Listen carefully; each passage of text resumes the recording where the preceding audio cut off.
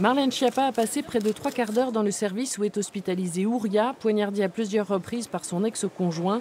Elle s'est rendue au chevet de la jeune femme, actuellement dans le coma.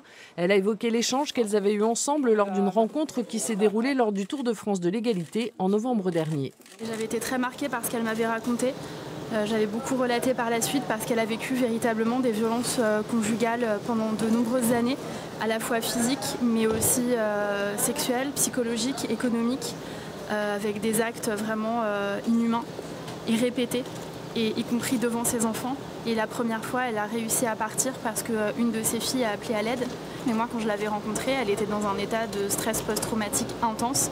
Elle était très traumatisée déjà par tout ce qu'elle avait vécu, mais elle était sur le point de s'en sortir puisqu'elle avait réussi à partir avec ses 3 enfants et elle avait réussi à être hébergée ailleurs et à commencer à se reconstruire.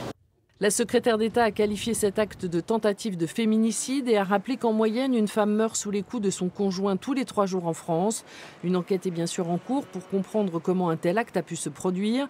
Des éléments sont collectés auprès des services sociaux et des ministères de l'Intérieur et de la Justice. Ce qui est d'autant plus terrible, c'est qu'à Angoulême, c'est un des territoires d'excellence de lutte contre les violences conjugales.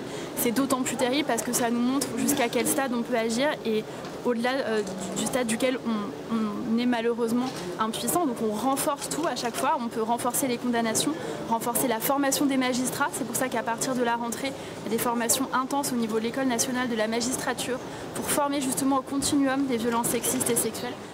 Et dans ces formations, un point sera fondamental, celui de croire sur parole une femme qui appelle à l'aide et qui affirme que son conjoint veut la tuer.